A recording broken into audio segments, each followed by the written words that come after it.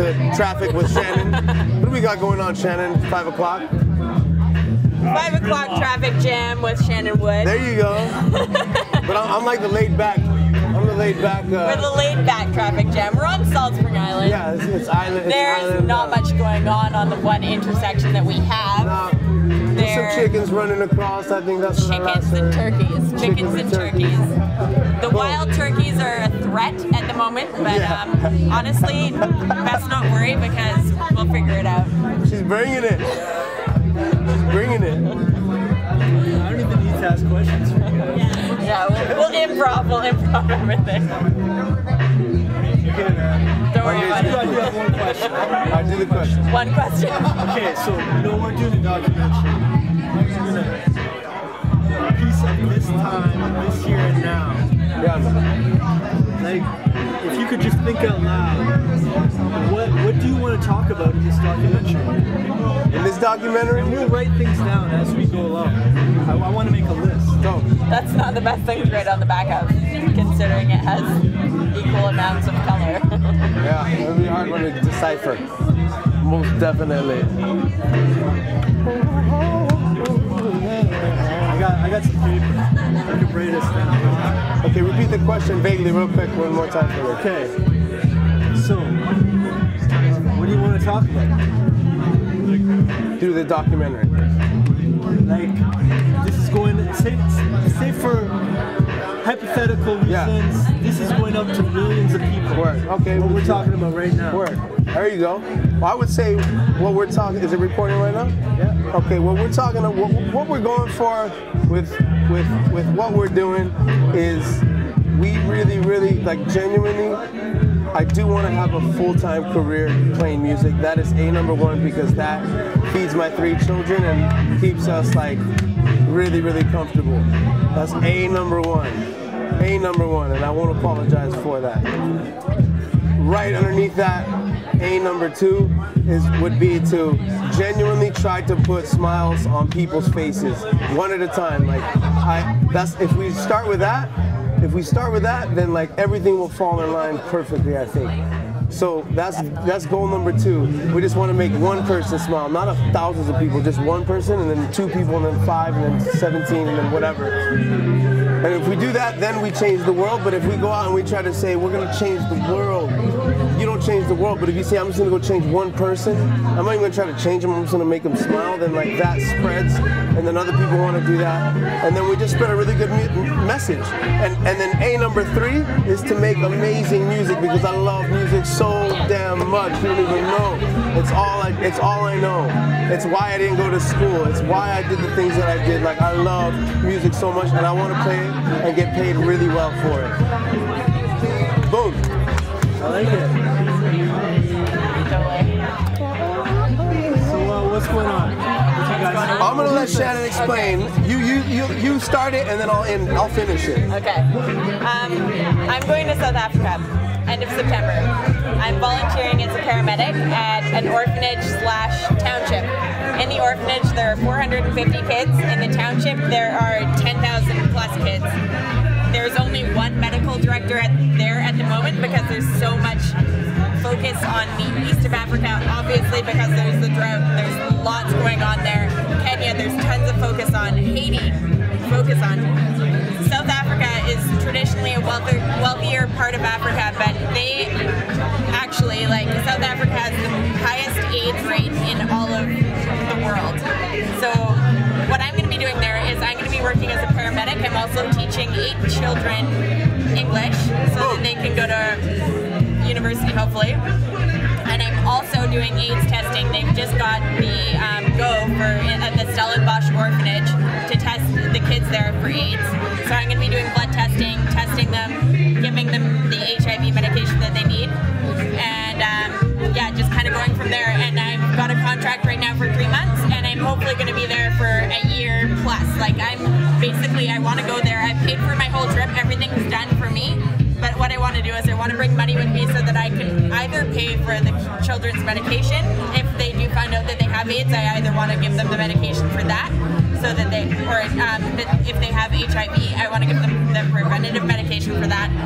And if they don't, then it's going to be the kids that I'm dealing with when they're going to the hospital and they need a surgery, and I want to be able to, I don't know, kind of give them the surgery that they need so that it's a quality surgery rather than a surgery that's just kind of like flash surgery. That's basically what I really want to do. I want to go there, I want to bring the money, I want to give them money that they need. So when I'm at the hospital talking to the triage nurse, I want to be like, okay, so what does this kid need? Well, they need this, but they can't afford it, so this is what we're going to give them. I'm going to be like, no, I want it to be done properly. I want the nerves to be like connected properly. I want them to be able to use their hand fully functionally. It's a child. Like, let's give them the full potential, that kind of thing. So that's kind of what I want the ANZA Club to give the kids, because I've been generously donated this space. The capacity is 135. With that, I can sell 135 tickets for $10. So that's $1,350 that I can potentially give. Surgeries generally cost $250. Think about it, it's like 6 surgeries. It's pretty sweet. So go. Come. It's worth it. You just heard that, didn't you? That's it. That's what I want to do. And so, like, the thing that got me so excited to like work with her was because when she first told us like what she was doing, like the smile on her face was so crazy that you could just see that she was really doing it because she's like, it's what she has to do and what she was born to do almost. And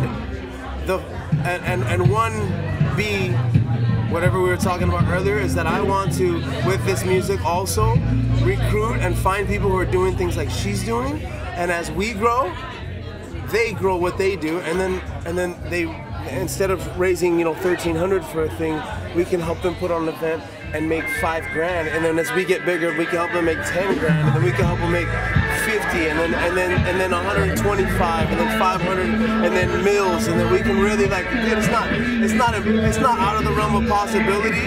It's actually quite easy in the sense that if you say you want to do it and you're genuine about it, then it just comes to you. And look at all the stuff that Kate has come to her just since she said she wanted to do it. I said I wanted to do this, and Randy instantly was like, I really want to be a part of this. Can we do a fundraiser? And that's kind of how the ANZA Club thing came along. And a bunch of the other local artists came up to me and they said, we want to be a part of that as well. And so that was kind of what made this happen. So that's the 1,300. And then as soon as everyone found out that I was doing a fundraiser here at Fortune, they asked if they could do a fundraiser as well. And they were like, well, we already have an event happening that night, but can we give you 250 tickets to sell at $10? So that's $2,500. And that's all money that is going directly to the kids. And it's pretty sweet. And it's just like, I'm kind of a random girl that's wanting to do this, and this is my dream. But the thing Randy said, like, as soon as his name gets out there and he's passionate about these kind of events and people that are really genuinely wanting to make a difference somewhere, then he can promote the fact that they want what they want, and he can help facilitate their whatever it is they're supposed to do. Exactly. So it doesn't end with her. It ends with it goes on to the next person. We're still helping her, and then who knows? We find someone else who's doing something, and we help them do it, and then we just like hop on and then they're just part of the music as well. It's like we're all the bands. That's why we do that bigger than you and me, and Silas as well in Uganda. And I don't know if you've met Silas, but I won't even get into that. Incredible. Well, I will get into that for a second. In that there's this guy in Uganda who trains kids the art of freestyle rhyme, and not just the art of freestyle rhyme, but conscious hip hop, and teaches them how to really convey issues at hand in Uganda to the people on the streets. And the ultimate medium for that is hip hop. He sees it as a door to teach them first the freestyle, and then ask them, speak what you want through your music, and then become it. Whether it's a doctor, whether it's a basketball player, or whether it's a physician, whatever it is, you can do anything. And he's using hip hop to do it. And what he wants me to do is to go over there and train them on the loop pedal, like what you saw me doing on downtown. Because what I was doing when we first met Andre, like what I was doing, he wants that exact same thing to be happening in Uganda. So we're gonna go over there later this year and do that. And we're not just taking the loop pedal, we're also there to get whatever it is that they got and bring it back here, because they're gonna give us something as well. Those kids are gonna teach me more than I could ever teach them. That's always been my experience when I go overseas. When I spent time in Africa or in the Philippines, I thought I was going to do this crazy stuff. I came back with more than anyone got in from me, because like they really changed me. So it's a nice exchange, man. It's gonna be a Vancouver Uganda connection for a long time. So boom, that's it. That's what we want to do with our music. Tickets $10. Get with Shannon. Nice. Perfect. Have you ever got into Eastern philosophy at all? You know, Eastern culture? that's interesting that you asked, because I'm in the midst of like a kind of an identity crisis from what I grew up believing and what was told that was all evil. And if it's not this, then it's evil and it's from the enemy. And so I really bought into that for a long time. And I'm like at 34 now, like I'm starting to realize, hey man, like there's a lot of great ideas out there. And there's some beautiful things to be said from this culture with their religion, and this culture with their religion, and this culture with their belief system, or not even religion, just what they live by. And so, yeah, I think I'm gonna start diving into that a little bit, you know what I mean? Like different philosophies and this and that, because I've never really had that experience, man. I just kind of... Well, I gotta tell you something. I'm on a whole kind of path right now myself, and you're part of that path. Where, man? And for some reason, this book has to be passed on to you. Okay, I'm gonna check it out. Dope, I can't wait to read it. I'm gonna read it. Oh, I've been looking for something to read that really interests me, and I think this really will. That's what it is. Boom. I've been telling my girlfriend, like, I need to read, but I haven't found, like, I can't do novels right now. I don't know what I can do, but I need something to learn from, you know what I mean? So I'm gonna check it out. It's a lot of fun. I'm gonna check it There's out. a lot of new stuff in there. I'm gonna check it out. That's the best. Someone who like actually is just like, this is for you, this is what you need to read. I love that. So dope. That's how I got Chantram passed on to me, and that's probably one of my favorite books in the world. Really interesting. Cool book. You've read it? This one? No, I've not read this one, but that'd be sweet. I'm hyped. Yeah, man. Sweet. I'm gonna go put it in my bag so I don't lose it. Hey man, I really appreciate everything you do, but like you're part of my path too as well, man. When you caught me on the streets that day and to see what it's come is like really, really cool, and like I'm really honored to be in it. Honestly, like that's what I want. I really was. Yeah, we were both in the zone. I knew that there was like there was something there.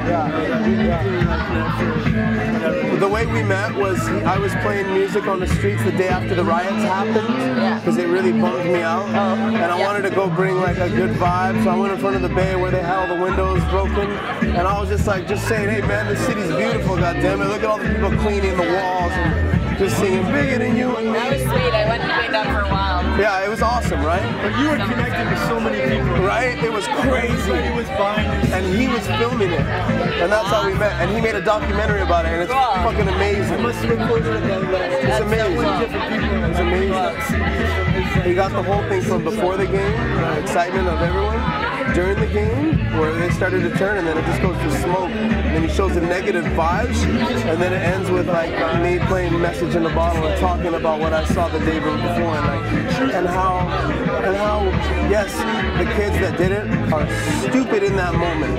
Yeah. Damn dumb in that moment. But we've been there. We've all done stupid things. No, but it's like, yeah, that's the thing. It's like how you come out of it. I was telling someone the other day, last night I was telling someone, I was like, okay, yeah, everyone makes mistakes. And I'm the biggest believer in second chances. I hate when people just kind of write off like, that was ridiculous, I would have never done that. It's just like, that person made a silly mistake at that moment. What they do afterwards is what matters. So like, if they apologize to every single person and sit them down, they're just like, you know what, that was not me. Look them in the eye, tell them why they did it, then it's all good. And if they don't do that, then you're just kind of like, you know what? Yeah, man. You want to see them learn from it. But like, don't let it stress you out. But that person needs to go up to you or go up to whoever it affected and apologize, look them in the eye and tell them what's going on at that moment, because yeah, everyone makes mistakes. It's not a big deal. Like, yeah. Yeah, no, I so agree. So agree. So when is your show? My show's on the 7th. Wednesday the 7th. No, This next Wednesday. It's next Wednesday. Next Wednesday? Yeah. Come out. Yeah. There's tickets Film up at it. the front there. I'll come. Yeah. Film it. And we'll get audio from it because we have a recording rig. Where is it? Here. Here, at Antica. Right here. You know what? I'm gonna go and tell them to leave the thing here so that we can record it. Is that cool? Has he got enough? We're good. All right. Thank you, Andre. Awesome, brother. Boom.